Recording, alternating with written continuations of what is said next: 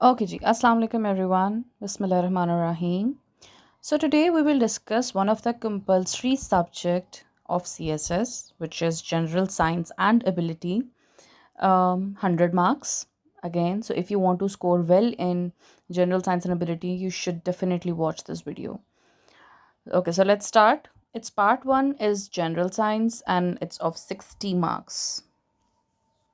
General Science, 60 marks. So the very first part is physical sciences. As you can see, it's physical sciences.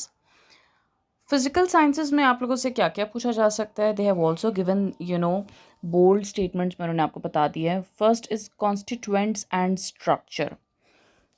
ठीक हो गया. You should have the knowledge of universe, galaxy, light year क्या होता है, solar system. Solar system अब ऐसा कि हम लोग इसको स्कूल लेवल से पढ़ते आ रहे हैं, but definitely you should add some more points और उसको आपने थोड़ा सा मेच्योर लिखना है. बाकी साइंस इज़ समथिंग, जो नेचुरल साइंसेज होती हैं उनमें जो फैक्ट्स होते हैं they can not be changed. This is the plus point. जिन भी लोगों का साइंस का बैकग्राउंड है उनको ये एडवांटेज है कि इस पोर्शन में वो जो भी पढ़ने जा रहे हैं, most of the things they already know. For example solar system में आपको पता है कितने प्लैनेट्स हैं, उसके अलावा एस्टेरॉइड्स क्या होते हैं, कॉमेट्स क्या होते हैं, उसके सेंटर में क्या है सोलर सिस्टम के, sun. Then about earth, then about astronomical systems of units.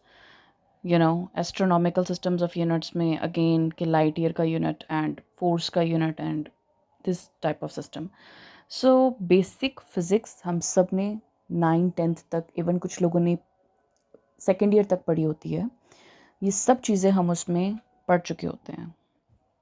Process of nature, second point है process of nature. Solar and lunar eclipses. Again जब आप इसको करेंगे तो जिनको बेसिक कॉन्सेप्ट है वो उसी को थोड़ा सा मॉडिफाई करके इसको प्रेजेंट करेंगे और आप इसके साथ you can draw the diagram as well with this point. Rotation और रेवोल्यूशन में डिफरेंस क्या है, weather variables, global temperature, pressure, circulation, precipitation, humidity, and weather variation.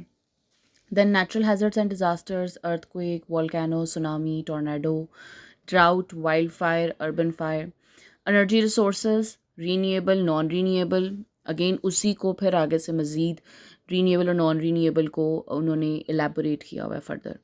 Atomic structure, chemical bond, electromagnetic radiations, ceramic plastic, then modern chemical, ceramic plastic, semiconductor, antibiotics, vaccine, fertilizer and pesticides. So the thing is that हम लोग most of these things जो आपके physical science में आ रहा है ये almost सब ने मैट्रिकुलेशन लेवल तक we are well familiar with this topics. Just have to modify that knowledge further.